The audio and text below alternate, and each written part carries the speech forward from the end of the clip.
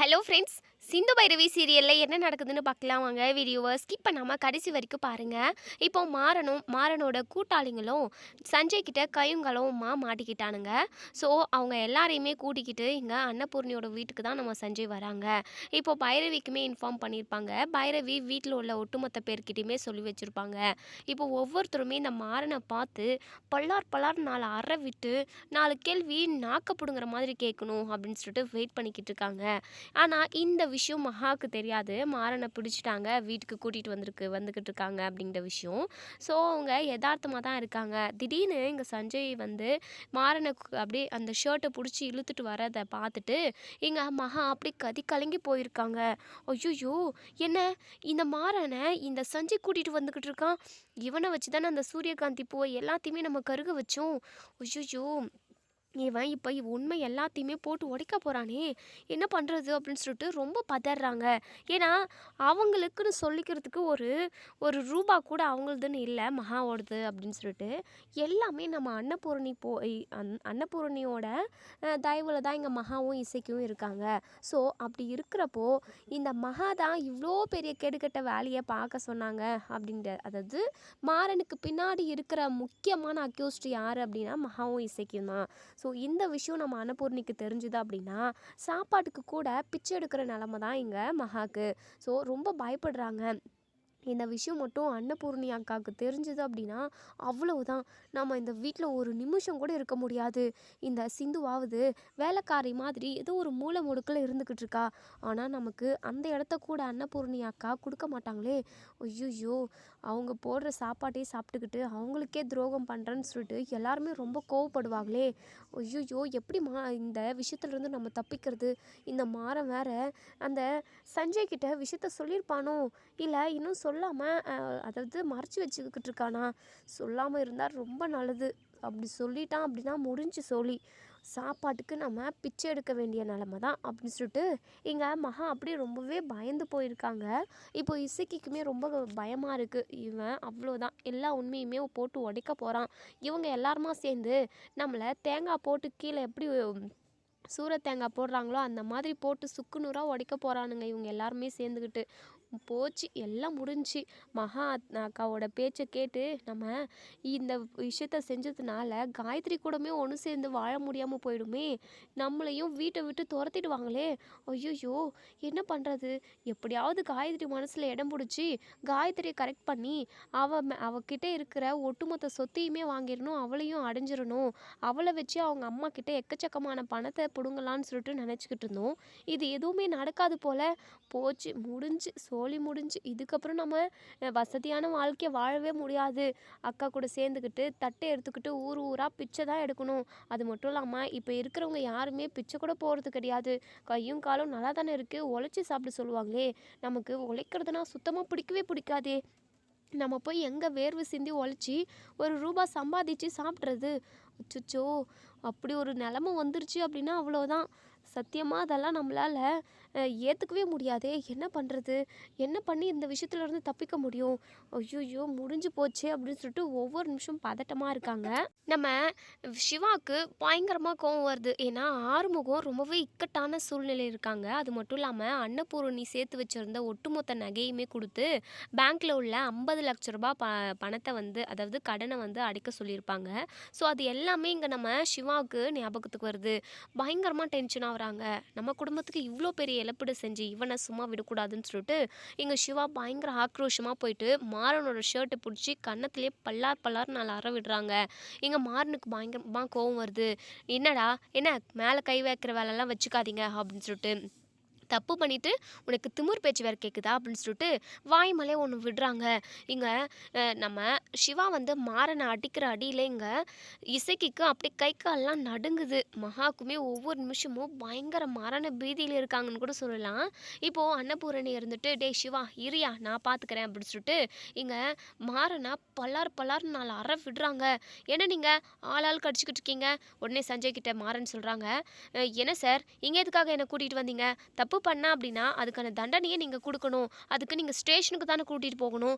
இங்கெல்லாம் கூட்டிகிட்டு வந்து கண்டவங்க கிட்டலாம் என்ன அடி வாங்க வச்சுக்கிட்டு இருக்கீங்க. என்ன சார் உங்கள் மேலே ஒரு கேஸை போட்டு விடவா அப்படின்னு சொல்லிட்டு மாறன் வந்து திமிரா பேசுகிறாங்க. உடனே சஞ்சய் இருந்துட்டு என்னடா பண்ணுற தப்பையும் பண்ணிட்டு கேஸ் போடுறேன்னு சொல்கிறியா? உன்னால் முடிஞ்சால் போடுறா பார்க்கலாம். அவங்களுக்கு நீ எவ்வளோ பெரிய இழப்பீடை கொடுத்துருக்க தெரியுமா? அது மட்டும் இல்லாமல் எவ்வளோ பெரிய விஷயத்த செஞ்சுருக்க. விவசாயம் பார்க்குறதுன்றது சாதாரண விஷயமா உனக்கு? விவசாயன்றது ஒரு பாரம்பரியம். ஆனால் அதில் எவ்வளோ கஷ்டப்பட்டு வேலை செய்யணும் தெரியுமா? ஆறுமுகமும் இந்த வீட்டில் உள்ள ஒவ்வொருத்தரும் ரொம்ப கஷ்டப்பட்டு அந்த சூரியகாந்தி பூ பயிரை அவங்க பயிர் விட்டு விளைவிச்சிருக்காங்க. அறுவடை பண்ண நேரத்தில் கடைசி நேரத்தில் கைக்கு எட்டினது வாய்க்கு எட்டலை அப்படின்ற மாதிரி நீ வந்து எல்லாத்தையும் எல்லா பூவையும் கருக வச்சுட்ட.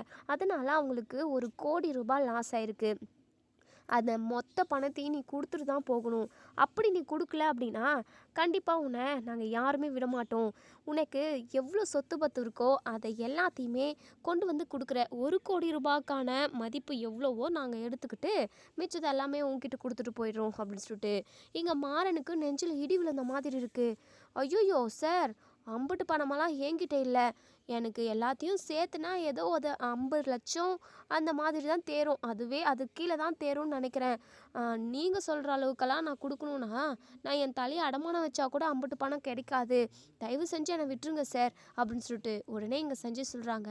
ஓ, உனக்கு எவ்வளோ கஷ்டமாக இருக்குது. சரி, 50 லட்ச ரூபாய் தேருன்னு சொல்கிறல்ல, அந்த ஒட்டுமொத்த சொத்து பத்து வீடுன்னு எல்லா டாக்குமெண்ட்டையும் எடுத்துகிட்டு வர. எல்லா டாக்குமெண்ட்லேயும் கையெழுத்து போட்டு போய்கிட்டே இருக்க. அப்போ தான் நான் உன்னை இந்த கேஸ்லேருந்து விடுதலை பண்ணுவேன். அப்படி இல்லை அப்படின்னா காலம் முழுக்க வெளியே வராமல் ஜெயிலில் நீ அடி வாங்கிக்கிட்டு மிதி வாங்கிக்கிட்டு தான் இருக்கணும். பரவாயில்லையா அப்படின்னு சொல்லிட்டு சஞ்சய் வந்து சொல்லவும் இங்கே மாறனுக்கு ரொம்பவே பயம் வந்துடுது. சார், ஒட்டுமொத்த சொத்தையுமே நீங்கள் என்கிட்டேருந்து எழுதி வாங்கிக்கிட்டீங்க அப்படின்னா நானும் என் பொண்டாட்டி பிள்ளைங்களும் எங்கள் நடுத்தெருவுக்கு போய் நிற்கிறதா சார் அப்படின்னு சொல்லிட்டு நில்லுங்கடா நில்லுங்க, அதை பற்றி எங்களுக்கு கவலை இல்லை. அப்போது இவங்களுக்கு 50 லட்ச ரூபாய் உன்னால் நஷ்டம் ஆயிருக்கே, அதுக்கு என்ன பண்ணலாம்? அதுக்கு என்ன பதில் சொல்ல போகிற? நீ தானே சூரியகாந்தி பூவெல்லாம் கருக வச்ச. இன்னைக்கு அவங்க நஷ்டப்பட்டு நிற்கிறாங்க.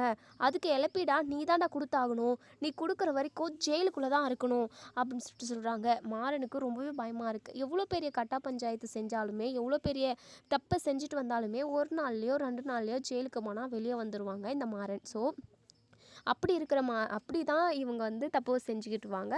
ஜெயிலுக்கு போவாங்க, வெளியே வந்துடுவாங்க. ஆனால் இது அப்படி கிடையாது. ஏன்னா பைரவிக்காக நம்ம சஞ்சய் வந்து எவ்வளோ பெரிய விஷயமானாலும் பண்ணுவாங்க. ஸோ இப்போது இந்த மாறன் பணத்தை கொடுக்குற வரைக்கும் கண்டிப்பாக ஜெயிலை விட்டு வெளியவே அனுப்ப மாட்டாங்க அப்படின்றத நம்ம மாறன் வந்து புரிஞ்சுக்கிட்டாங்க. அதாவது சஞ்சய் வந்து வெளியவே விட மாட்டாங்கன்றத மாறன் வந்து புரிஞ்சுக்கிட்டாங்க. இப்போ மாறனுக்கு என்ன பண்ணுறதுன்னே தெரியல. மகாவை தான் பார்க்குறாங்க. மகா சைகை பண்ணுறாங்க. தயவு செஞ்சு எங்களை மாட்டி விட்டுறாத, உனக்கு எவ்வளோ பணம் வேணாலும் கொடுக்குறோன்ற மாதிரி சைகை பண்ணுறாங்க. மாறன் மனசுக்குள்ளே நினைக்கிறாங்க, நீங்கள் எவ்வளோ பணம் கொடுத்தோம் என்ன பிரயோஜனம்? 50 லட்ச ரூபாய் நீங்கள் கொடுத்தீங்க அப்படின்னா இவங்களோட இழப்பீடை கட்டிடலாம். அந்த அளவுக்கு கொடுக்க முடியுமா உங்களால் அப்படின்னு சொல்லிட்டு இங்கே அவங்களுமே கண்ணு அசைக்கால கேட்குறாங்க. ஸோ மகா இருந்துட்டு அவ்வளோ பணமாலாம் இல்லை, 1 லட்சமோ 2 லட்சமோ தான் கொடுக்க முடியும் அப்படின்ற மாதிரி விரல்லே கை காட்டுறாங்க. இல்லை கண்டிப்பாக உங்களை நம்பினா வேலைக்கு ஆகாது. நீங்கள் பண்ண சொன்னீங்க, நான் பண்ணிட்டேன். நீங்கள் அதுக்கான பணத்தை நான் வேலை செஞ்சதுக்கான பணத்தை கொடுத்தீங்க, அவ்வளோதான் முடிஞ்சிச்சு. ஆனால் 50 லட்ச ரூபாய் பணத்தை என்கிட்ட இப்போவே கேட்குறாங்க. ஒட்டுமொத்த சொத்தையுமே எழுதி கொடுத்துட்டு நானும் என் பொண்டாட்டி பிள்ளைங்களும் நடுத்தெருவுக்கு வர முடியும்? இல்லை, கண்டிப்பாக நம்ம உண்மை என்னன்னு சொல்லிடணும். நம்ம உண்மையை சொல்லிட்டோம் அப்படின்னா கண்டிப்பாக இவங்க நம்மளை விட்டுருவாங்க. வழக்கம் போல் 1 நாளோ 2 நாளோ ஜெயிலில் வச்சு அடிப்பானுங்க, அவ்வளோதான். காலம் ஃபுல்லாலாம் ஜெயிலில் உட்காண்ட்ருந்தோம் அப்படின்னா நம்ம பொண்டாட்டி பிள்ளைங்களெல்லாம் யார் பார்க்குறது அப்படிங்கிற மாதிரியெல்லாம் இங்கே மாறன் வந்து யோசிக்க ஆரம்பிச்சிட்டாங்க. ஸோ இங்கே சஞ்சய் இருந்துட்டு சொல்ல போறியா இல்லையாடா அப்படின்னு சொல்லிட்டு உடனே இங்கே பைரவி இருந்துட்டு, இங்கே பாரு சஞ்சய், இவன் மட்டும்தான் இதை செஞ்சானா இல்லை இவனுக்கு பின்னாடி தூணுதலாக வேறு யாராவது இருந்தாங்களான்னு சொல்லிட்டு மகாவை பார்த்துக்கிட்டே சொல்கிறாங்க இங்கே நம்ம பைரவி. அது எல்லாத்தையுமே நீ கண்டுபிடிக்கணும் சஞ்சய் அப்படின்னு சொல்லிட்டு உடனே சஞ்சய் இருந்துட்டு, நீங்கள் கவலையப்படாதீங்க பைரவி, உனக்காக நான் என்ன வேணாலும் சேர்த்துக்கு தயாராக இருக்கேன். அப்படி இருக்கிறப்போ தப்பு பண்ணவே இங்கே நிற்கிறான். நீங்கள் அதாவது இழந்திருக்கீங்க, அதுக்கான நஷ்டஈடை நான் வாங்கி கொடுக்காம விடமாட்டேன் பைரவி, நீ கவலைப்படாத அப்படின்னு சொல்லிட்டு உடனே இங்கே நம்ம பைரவி பைரவி இருந்துட்டு யார் பண்ணாங்க, இவனுக்கு பின்னாடி யாராவது இருக்காங்க அப்படின்னு தெரிஞ்சா அவங்கள உண்டுலன்னு பண்ணிட மாட்டேனே நான் அப்படின்ற மாதிரிலாம் மகாவை பார்த்துக்கிட்டே சொல்கிறாங்க. மகாவுக்கு நல்லா உரைக்குது. ஸோ மகா இருந்துட்டு அன்னபூரணி கிட்ட, அங்கே பாருங்கக்கா, இந்த பைரவி என்னமோ இதுக்கு பின்னாடி நான் தான் இருக்கிற மாதிரி என்னை பார்த்து பார்த்து சொல்லிக்கிட்டு இருக்காக்கா. இதெல்லாம் கொஞ்சம் கூட நல்லாவே இல்லை. இன்றைக்கி ஆறுமுகம் பேங்க்கில் கடன்காரனாக இருக்கான் அப்படின்னா அதுக்கு காரணமே இங்கே நிற்கிறாளே இந்த பைரவி. இவ பேச்சை கேட்காம இருந்திருந்தோம் அப்படின்னா இவ்வளோ பெரிய பிரச்சனை எதுவுமே வந்திருக்காது. இவ விட்டால் ஓவராக தான்க்கா பேசிக்கிட்டே போகிறான். இவ ஃபஸ்ட்டு இந்த வீட்டை விட்டு போனால் மட்டும்தான் ஆறுமுகத்தோட வாழ்க்கை நல்லா இருக்கும் அப்படின்னு சொல்லிட்டு உடனே அன்னபூரணி இருந்துட்டு, என்ன மகா பேசிக்கிட்டு இருக்க, சிவாவோட வாழ்க்கை தான் இப்படி கெட்டு கிடக்குது. பைரவி என்ன தப்பு செஞ்சா, பைரவி ரொம்ப ரொம்ப நல்ல பொண்ணு, அவள் இந்த வீட்டில் இருந்தால் எல்லாருக்கும் தான் நல்லது நடக்கும். அவளையும் இந்த வீட்டை விட்டு துரத்திட்டோம் அப்படின்னா ஆறுமுகத்தோட வாழ்க்கை என்னவா ஆகுறது. ஏற்கனவே ஒருத்தனோட வாழ்க்கை இப்படி ஆகிப்போச்சுன்னு சொல்லிட்டு ஒவ்வொரு நிமிஷமும் நான் தவிச்சிக்கிட்டு இருக்கேன். தேவையில்லாமல் பேசிக்கிட்டு இருக்காத மகா. தப்பு பண்ணவங்க யாருன்றதை கண்டிப்பாக கண்டுபிடிச்சே தானே ஆகணும் அப்படின்னு சொல்லிட்டு இங்கே மகாவுக்கு பயங்கர பதட்டமாக இருக்குது. இந்த அன்னபூர்ணி அக்காவும் வீட்டில் உள்ள ஒட்டுமொத்த பேருமா சேர்ந்து கண்டிப்பாக தப்பு பண்ணவங்க யாருன்னு சொல்லிட்டு கண்டுபிடிக்காமல் விட மாட்டாங்க போலயே. இந்த மாறன் தான் தப்பு பண்ணான் அப்படின்னு சொல்லிட்டு எதுவுமே ஜெயிலில் போடாமல் தேவையில்லாமல் இந்த சஞ்சய் இங்கே கூட்டிகிட்டு வந்திருக்கானே அப்படின்னு சொல்லிட்டு பயங்கரமாக கடுப்பில் இருக்காங்க. இப்போ சஞ்சய் இருந்துட்டு மாறன் கிட்டே, இங்கே பாரு மாறன், உன்னை நான் விட்டுடுறேன், உன்னுடைய சொத்து மதிப்பு எதுவுமே வேண்டாம். எனக்கு என்னமோ உனக்கு பின்னாடி யாரோ ஒருத்தவங்க இருக்காங்கன்னு எனக்கு தோணிக்கிட்டே இருக்குது. நீ பேசாமல் அவங்க யாருன்னு சொல்லிட்டு சாதாரணமாக சொல்லிட்டு போயிட்டா அப்படின்னா உன்னை ஜெயிலில் கூட போட மாட்டேன். அது மட்டும் இல்லாமல் இந்த மாதிரி தப்பு எப்பவுமே நடக்கக்கூடாதுன்னு நீ எழுதி கொடுத்துட்டு போகணும். அது மட்டும் இல்லை, உனக்கு பின்னாடி யார் இருக்காங்க அப்படின்றத நீ இப்போ சொல்லிட்டா அப்படின்னா கன்ஃபார்ம் நீ தாராளமாக எந்த பிரச்சனையும் இல்லாமல் தப்பிச்சுக்கலாம். ஆனால் அவங்கள காப்பாற்றணுன்றதுக்காக உன்னை நீயே பலி கொடுத்த அப்படின்னா கண்டிப்பாக நீயும் பொண்டாட்டியும் குடும்பம் எல்லாருமே நடுத்தருவுக்கு தான் வந்தாகணும் அப்படின்னு சொல்லிட்டு இங்கே சஞ்சய் எப்படியே பேசியாவது எப்படியாவது அவங்களுக்கு பின்னாடி யாருக்கு இருக்காங்க அப்படின்றத கண்டுபிடிச்சிடணும்னு சொல்லிட்டு கேட்கவும் மாறனுமே மனசுக்குள்ளே நினைக்கிறாங்க, சஞ்சய் சொன்ன மாதிரி கண்டிப்பாக நம்ம யார் குற்றவாளி அப்படின்றத நம்ம சொல்லிட்டோம் அப்படின்னா இந்த பிரச்சனையிலேருந்து நம்ம தப்பிச்சு போயிடலாம் அப்படின்னு சொல்லிட்டு இங்கே நம்ம மாறன் நினைக்கிறாங்க. மகா ரொம்பவே பயப்படுறாங்க. எங்கே இந்த மாறன் பையன் எல்லா உண்மையும் சொல்லிடுவானோன்னு சொல்லிட்டு ரொம்பவே பதட்டத்தில் இருக்காங்க. ஐயோ சொல்லிடாதடா ப்ளீஸ்டா, நீ சொன்ன அப்படின்னா முடிஞ்சிச்சு என் வாழ்க்கை, என் பையனத்துலேருந்து இந்த குடும்பத்தில் ஒட்டுமொத்த பேருமே நான் வெறுத்து ஒதுக்கிடுவாங்களே அப்படின்னு சொல்லிட்டு மகா அப்படியே பேதலிச்சு போய் நிற்கிறாங்க. இப்போ சீக்கிரம் இருந்துட்டு, அக்கா இந்த விஷயத்துலேருந்து எப்படிக்கா தப்பிக்கிறது, அக்கா ஏதாவது ஒரு ஐடியா பண்ணுக்கா, கண்டிப்பாக இந்த விஷயம் தெரிஞ்சது அப்படின்னா அன்னபூர்ணி அக்காவோட தண்டனை, அதாவது அவங்களோட நடவடிக்கை அதெல்லாம் எப்படி போய் முடியும்னே தெரியாது. நம்ம கடைசியில் இந்த வீட்டில் இருக்கவே முடியாதுக்கா. நம்ம நினச்சது நம்ம கனவு எல்லாமே வீணாக போயிடும்க்கா. நம்ம இந்த வீட்டவே ஆண்டு அனுபவிக்கணும். எல்லா ராஜாங்கமும் அதிகாரமும் நம்ம கைக்கு வரணும்னு சொல்லிட்டு நம்ம எவ்வளவோ பண்ணோம். ஆனால் இந்த ஒரு விஷயத்த பண்ணாமல் இருந்திருந்தா கொஞ்சம் நல்லா இருந்திருக்குங்கா. இன்னைக்கு இந்த வீட்டில் இருக்கவே முடியாதுன்ற அளவுக்கு நம்ம சுச்சுவேஷன் நின்றுக்கிட்டு இருக்கு. ஏதாவது பண்ணு சமாளிக்கா அப்படின்னு சொல்லிட்டு உடனே இங்கே மகா இருந்துட்டு, சரி இசைக்கு கொஞ்ச நேரம் அமைதியாக இருக்குது அப்படின்னு சொல்லிட்டு இங்கே சஞ்சய் கிட்ட போயிட்டு, சார் அதான் குற்றவாளி யாருன்னு கண்டுபிடிச்சிட்டிங்கல்ல, அவன் தான் உண்மையை ஒத்துக்கிட்டான்ல, நீங்கள் பேசாமல் அவனை ஜெயிலில் போட்டுருங்க சார். எதுக்காக தேவையில்லாமல் இங்கெல்லாம் கூட்டிகிட்டு வரீங்க? அவனை பார்த்தாவே எங்களுக்கு கடுப்பாக இருக்குது. அவன் ஆறுமுகத்துக்கு எவ்வளோ பெரிய துரோகத்தை பண்ணியிருக்கான். 50 லட்ச ரூபாவை அவன் நஷ்டம் பண்ணியிருக்கான். அவனுக்கு சரியான தண்டனையை கொடுங்க அப்படின்னு சொல்லிட்டு அதாவது தண்டனையை கொடுக்கலாம் அப்படின்னு சொல்லிட்டு இல்லாமல் நீங்கள் பாட்டுக்கு இங்கே கூட்டிகிட்டு வரீங்க, இங்கே என்ன ஜெயில் ஆயுது அப்படின்னு சொல்லிட்டு சஞ்சயை கேட்குறாங்க. ஏங்க நீங்கள் கொஞ்சம் சும்மா இருங்குங்க, நான் விசாரிச்சுட்டு கூட்டிகிட்டு போகிறேன், உங்களுக்கு என்னங்க பிரச்சனை அப்படின்னு சொல்லிட்டு இங்கே நம்ம சஞ்சய் சொல்கிறாங்க. மகா அப்படியே கம்முன்னு சைலண்ட்டாக ஆயிடுறாங்க. பைரவிக்கு இதில் இருந்தே டவுட் வந்துடுது. மாறனுக்கு பின்னாடி கண்டிப்பாக மகாத்தை தான் இருக்கணும், கண்டிப்பாக இந்த உண்மையை இவன் வாயாலேருந்தே வர வைக்கணும் அப்படின்னு சொல்லிட்டு சஞ்சயை தனியாக கூட்டிகிட்டு போகிறாங்க. என்ன தனியாக கூப்பிட்றா பைரவி, என்னவா இருக்கும், இவ்வளோ பெரிய கலவரம் நடக்குது, இந்த டைமில் அவன் மனசில் உள்ள லவ்வை சொல்லுவாளோ அப்படின்ற மாதிரியெல்லாம் இங்கே நம்ம சஞ்சய் மனசுக்குள்ளேயே நினைக்கிறாங்க. இப்போது நம்ம பைரவி இருந்துட்டு, வா சஞ்சய் அப்படின்னு சொல்லிட்டு இங்கே சஞ்சய்க்கு அவ்வளோ ஒரு சந்தோஷம். சொல்லு பைரவி, என்ன தனியாக கூட்டிகிட்டு வந்திருக்க, என்ன விஷயம் அப்படின்னு சொல்லி கேட்குறாங்க. இல்லை சஞ்சய், எனக்கு என்னமோ மகாத்தை தான் இதுக்கு பின்னாடி இருப்பாங்கன்னு சொல்லிட்டு தோணிக்கிட்டே இருக்குது. நீ இந்த மாறன் வாயாலிருந்தே உண்மையை வர வைக்கணும். அதுக்கு பின்னாடி யார் இருக்காங்க இல்லையான்றதை நீ தான் சஞ்சய் இந்த இடத்துலையே வர வைக்கணும் அப்படின்னு சொல்லிட்டு சொல்கிறாங்க. இப்போது இங்கே சஞ்சய் இருந்துட்டு, சரி பைரவி, எல்லாமே உனக்காக பண்ணுறேன், இது பண்ண மாட்டேனா கண்டிப்பா அப்படின்னு சொல்லிட்டு இப்போது நம்ம சஞ்சய் வந்து வராங்க. மாறனை பல்லார்னு ஒரு அறை விடுறாங்க. சார் என்ன சார் திடீர்னு வந்து அடிக்கிறீங்க? பின்ன நீ பண்ண திருட்டு வேலைக்கு அடிக்காமல் என்ன பண்ண முடியும்? இங்கே பாரு, நீ தண்டனையிலேருந்து தப்பிக்கணும், 50 லட்ச ரூபாய் நீ கொடுக்காம தப்பிக்கணும் அப்படின்னா உனக்கு பின்னாடி யாராவது இருந்தால் சொல்லிடு அப்படின்ற மாதிரி இங்கே சஞ்சய் வந்து கேட்குறாங்க. இப்போது நமக்கு வேறு வழியே இல்லை அப்படின்னு சொல்லிட்டு மாறன் வந்து ஒரு முடிவு எடுத்துடுறாங்க. எனக்கு பின்னாடி இருந்து தூண்டி விட்டது, அது மட்டும் இல்லாமல் இதை நான் ஒரு வேலையாக மட்டும்தான் பார்த்தேன். எனக்கு கூலி கொடுத்து இந்த வேலையை பண்ண சொன்னது வந்து இதோ இங்கே நிற்கிறாங்களே இந்த இசைக்கையும் இந்த மகா அத்தையும் தான், மகா ஆண்டி தான் அப்படின்னு சொல்கிறாங்க. இதை கேட்டதுமே எங்கள் மகா அப்படியே ஆடி போயிடுறாங்க. நம்ம பைரவி இருந்துட்டு பயங்கரமாக அதிர்ச்சி ஆகுறாங்க. இங்கே அன்னபூர்ணிக்கு மயக்கமே வர மாதிரி இருக்குது. ஏன்னா ஒரே ஒரு பர்சன் கூட நம்ம அன்னபூர்ணி மகாமலை சந்தேகப்பட்டிருக்க மாட்டாங்க. ஏன்னா ஆறுமுகமும் அவளுக்கு பிறந்த புள்ளியாக தான் நினைப்பா அப்படின்ற மாதிரிலாம் யோசிச்சு வச்சுருப்பாங்க. ஆனால் ஆறுமுகத்துக்கு இவ்வளோ பெரிய கெடுதல் பண்ணி வச்சுருக்காளே, 50-60 லட்சம் ரூபாய் இப்போது இழந்திருக்கும், அதனால் நஷ்டம் ஆயிருக்கு. ஆனால் இவ கொஞ்சம் கூட யோசிக்கவே காணோம் அப்படின்ற மாதிரிலாம் அன்னபூர்ணி ரொம்பவே நொறுங்கி போயிடுறாங்க. மகா, இந்த மாறன் சொல்கிறது உண்மையா அப்படின்னு சொல்லிட்டு அன்னபூர்ணி வந்து கேட்குறாங்க மகா கிட்ட. ஐயோ அக்கா, எனக்கே அதிர்ச்சியாக தான்க்கா இருக்குது. டேய் என்னடா ஏன் மேலே பழி போடுற அப்படின்னு சொல்லிட்டு ஷர்ட்டை பிடிச்சிக்கிட்டு கேட்குறாங்க. இங்கே பாரு, தேவையில்லாமல் நீ அபாண்டமாக எங்கள் மேலெல்லாம் பழி போடாத சார். இவன் பொய் சொல்கிறான் சார். இவனை நீங்கள் பின்ன அடித்து கேட்டால் யாராவது ஒருத்தர் மேலே தானே பழி போடுவான். அந்த மாதிரி என்ன கை காட்டுறான். நான்லாம் எந்த தப்பும் பண்ணல சார். அக்கா, இந்த மாற சொல்கிறதெல்லாம் நம்பாதீங்கக்கா. உண்மையாகவே நான் எந்த தப்பும் பண்ணலக்கா.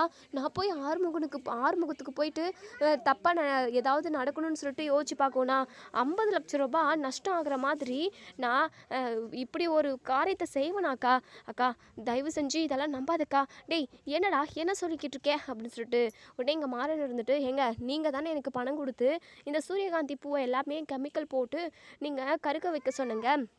அப்படி இருக்கிறப்போ என்னமோ நீங்கள் எதுவுமே பண்ணாத மாதிரி நல்லவங்க மாதிரி நடிக்கிறீங்க, என்ன இதெல்லாம் அப்படின்னு சொல்லிட்டு இங்கே நம்ம மாறன் வந்து கேட்குறாங்க. மகாக்கு என்ன பண்ணி சமாளிக்கிறதுனே தெரியல. உடனே பைரவி இருந்துட்டு உடனே நம்ம அன்னபூர்ணி கிட்ட வந்து, அத்தை பார்த்தீங்களா அத்தை, எவ்வளோ பெரிய கேடி வேலையை பார்த்துட்டு எதுவுமே நடக்காத மாதிரி ரொம்ப நல்லவங்க மாதிரி ஆக்ட் பண்ணுறாங்க. ஆறுமுகத்தை தனக்கு பிறந்த புள்ளன்ற மாதிரி தானே இவங்க இத்தனை நாளாக சொல்லிக்கிட்டு இருந்தாங்க. அதெல்லாம் வெறும் வாய் வார்த்தை. ஆறுமுகத்துக்கு எவ்வளோ பெரிய துரோகத்தை பண்ணியிருக்காங்கன்னு பார்த்தீங்களா அத்தை அப்படின்னு சொல்லிட்டு இங்கே நம்ம பைரவி வந்து அன்னபூர்ணி கிட்ட சொல்கிறாங்க. எங்கள் அன்னபூர்ணியுமே பயங்கர கோவத்தில் இருக்காங்க. சிவா ஒரு நிமிஷம் அப்படியே மூச்சு பேச்சு இல்லாமல் நிற்கிறாரு. ஏன்னா சிந்து வந்து சொல்லியிருப்பாங்க, மகா அத்தை மேலே சந்தேகம் இருக்குது, அவங்க தான் இதை பண்ணியிருக்கணும், எனக்கு டவுட்டாக இருக்குது அப்படின்னாலாம் சொல்லியிருப்பாங்க. ஸோ அப்பயுமே நம்ம சிவா வந்து நம்ம மகா சைடு தான் பேசியிருப்பாங்க. மகாவை விட்டு கொடுக்காம பேசியிருப்பாங்க. என் அம்மாவை இப்படியெல்லாம் பழி போடாத, இவ்வளோ பெரிய கீழ்த்தரமான கேவலமான வேலையெல்லாம் அவங்க செய்ய மாட்டாங்க அப்படின்ற மாதிரியெல்லாம் ரொம்பவே பெருமையாக பேசியிருப்பாங்க. ஆனால் இன்றைக்கி இந்த நிமிஷம் நம்ம சிவா ரொம்பவே நொறுங்கி போயிருக்காரு.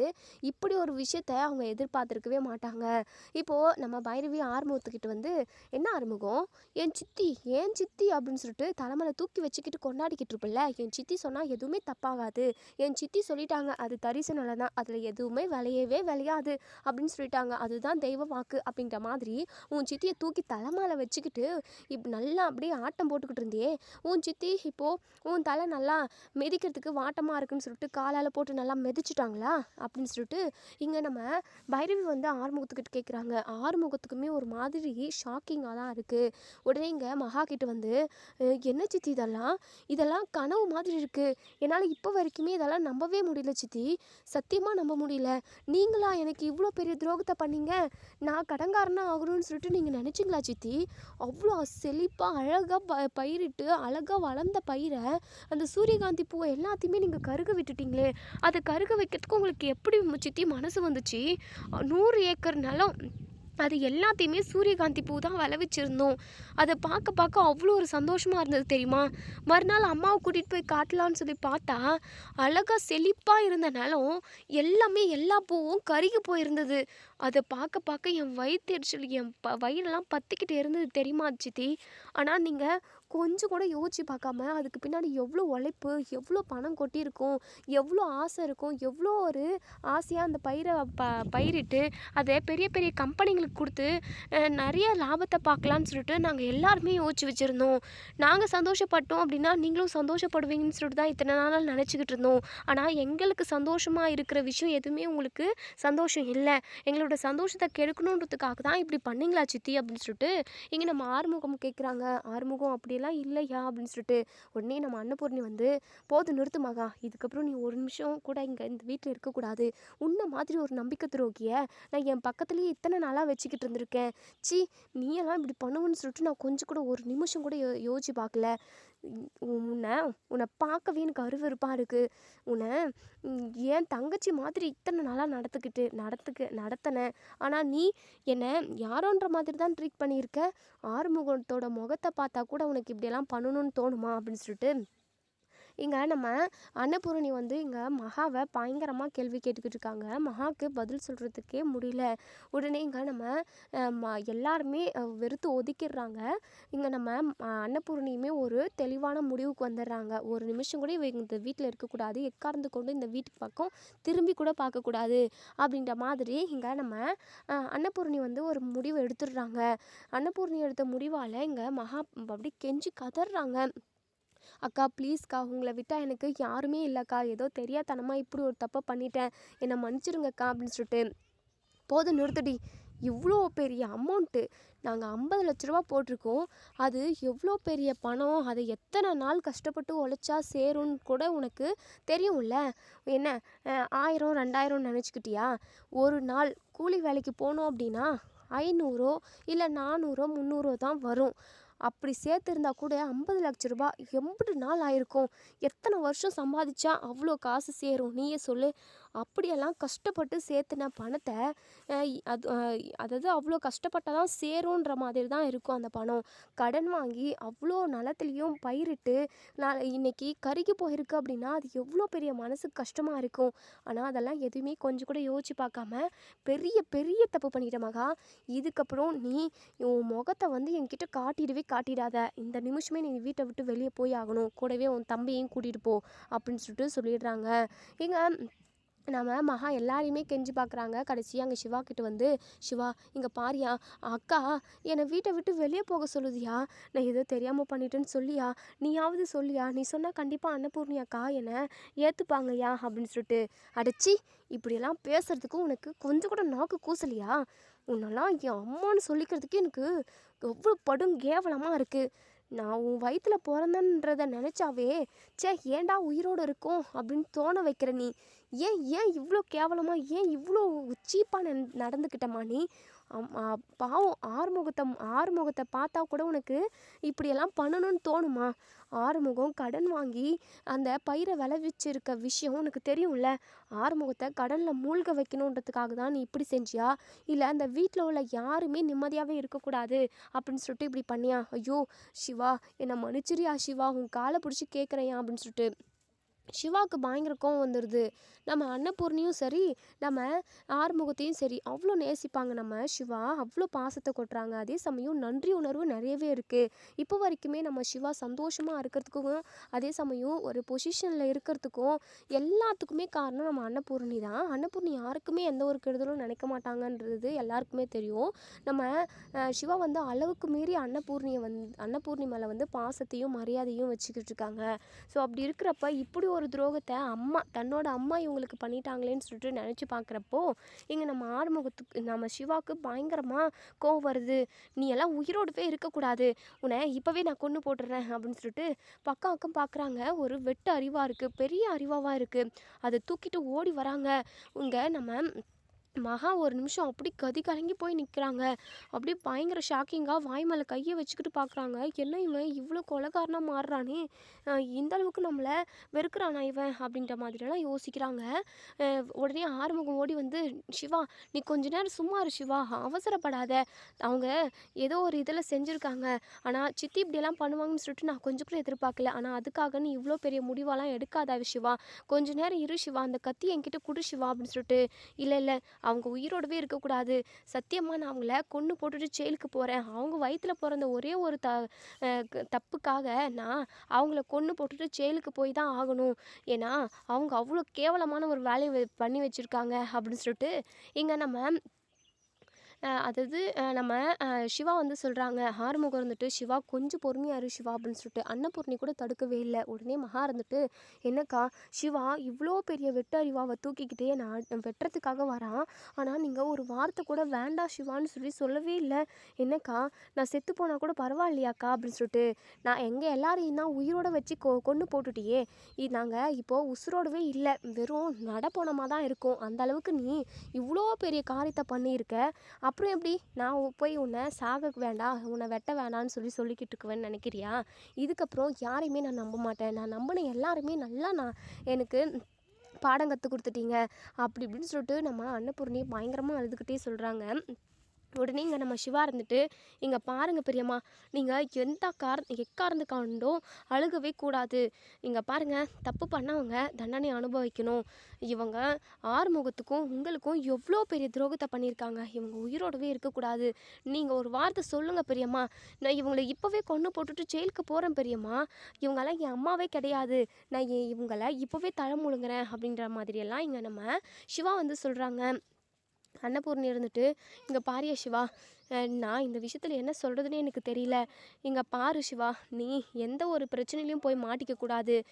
சஞ்சய், இவளை அரெஸ்ட் பண்ணி கூட்டிகிட்டு போ சஞ்சய், இவளை வெளியவே விடாதன்ற மாதிரி நம்ம அன்னபூர்ணி சொல்லிட்டு உள்ளே போயிடுறாங்க. நம்ம பைரவிக்கு பயங்கரமாக கோவம் வருது. இங்கே அதாவது மகாவை பார்த்து காரி துப்புறாங்க. இவ்வளோ கேவலமாக நடந்துப்பீங்க அன்னபூர்ணி அத்தை, உங்கள் மேலே எவ்வளோ மதிப்பும் மரியாதையும் வச்சுக்கிட்டு இருந்தாங்க. நம்பின எல்லாருமே இப்படி அவங்க முதுகில் குத்துறீங்களே அப்படின்ற மாதிரி பைரவி சொல்கிறாங்க. தேங்க்யூ.